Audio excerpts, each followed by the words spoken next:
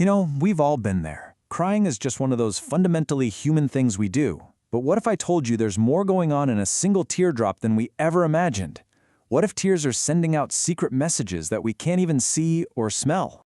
For the longest time, we've really struggled to explain emotional tears. I mean, even the great Charles Darwin was completely stumped. Back in 1872, he basically just threw up his hands and said crying was a weird, useless byproduct of being upset. Now, for a guy who found an evolutionary reason for just about everything, that's a pretty big shoulder shrug. So what if tears aren't purposeless at all? What if they're actually this incredibly sophisticated form of communication, a secret language that's been hiding in plain sight this whole time? Okay, let's get into it. So the first piece of this puzzle, the first clue, isn't something you can see. Nope, it's an invisible chemical signal. And the craziest part? It works without you ever consciously smelling a thing. This is the key idea we need to wrap our heads around. A chemo signal. You can kind of think of it like a pheromone. It's a chemical message your body sends out that can be picked up by another person's brain, and it can literally change their behavior without them having any idea they even received a message. And as it turns out, our tears are just loaded with these things. So naturally, a team of scientists decided to test this wild idea.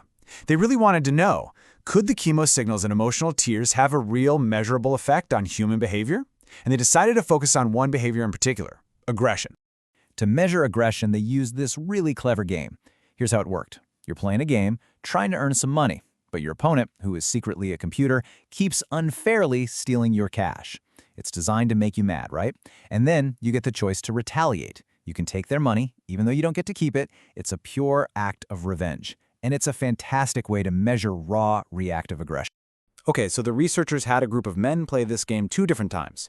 On one day, they played while sniffing pads that were soaked with real emotional tears from female donors. On another day, they sniffed pads with a simple saltwater solution that, and this is key, had been trickled down the exact same donor's cheeks, just to make sure it was a fair comparison. The most important part, the men couldn't smell any difference between the real tears and the saline. To them, both were odorless. And the results? They were absolutely staggering.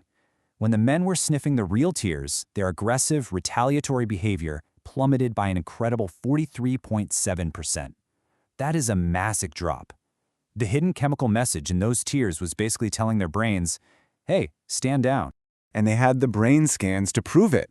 While the men were sniffing tears, the parts of the brain linked to aggression, they just quieted right down. But at the same time, the connection between the brain's smell center and its aggression center actually got stronger. It's like the nose was literally picking up the phone and telling the aggression circuits to just cool it. And this leads to such a beautiful metaphor the researchers used. They said tears act as a chemical blanket. Think about that. When we are at our most vulnerable, when we're crying, our bodies are sending out this invisible, odorless shield that protects us by turning down the aggression in people nearby. But wait, that's only half the story. That invisible chemical signal is aimed at potential aggressors. So what about the message for potential friends, for allies? Well, for that, we need to look at the signal we can all see, the tears themselves. So, a totally separate study decided to tackle this very question. They wanted to map out the psychological chain reaction that kicks off in our brains the moment we actually see someone crying. And what they found is this fascinating domino effect. It all starts with a simple visual cue. The second we see tears on someone's face, our brain instantly tags them as being sad. That's the first domino to fall. But it doesn't just stop at observation. Seeing their sadness actually triggers a genuine feeling of sadness in us. It's a kind of emotional contagion. Their feeling leaks over and becomes our feeling. We don't just understand that they're sad, we actually start to experience a little bit of it ourselves. And that shared feeling, that's the secret sauce. That's the engine that drives us to help. The study found that it's our own feeling of sadness that directly sparks the impulse to offer support. We don't just see that they're in need, we feel it. And that feeling makes us want to do something about it. So, if you're keeping score, we now have 2 completely different things happening at once. One is invisible and chemical, the other is visible and social. Let's just put them side by side to see how this works.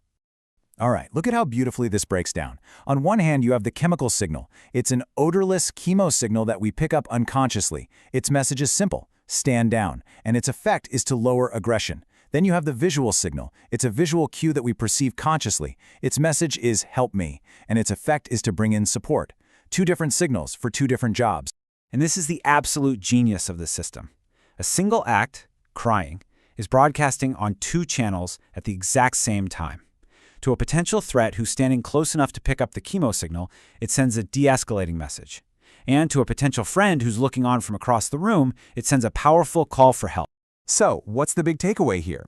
Why does understanding this incredible dual system actually matter?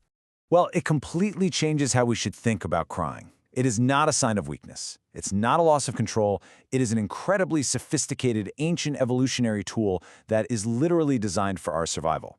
It's a biological mechanism that pushes danger away and pulls support in right when we need it most. Which really leaves us with a fascinating final thought. We've just learned that tears are broadcasting these complex social messages on an invisible, odorless channel. And it just makes you wonder, what other secret languages are our bodies speaking all the time?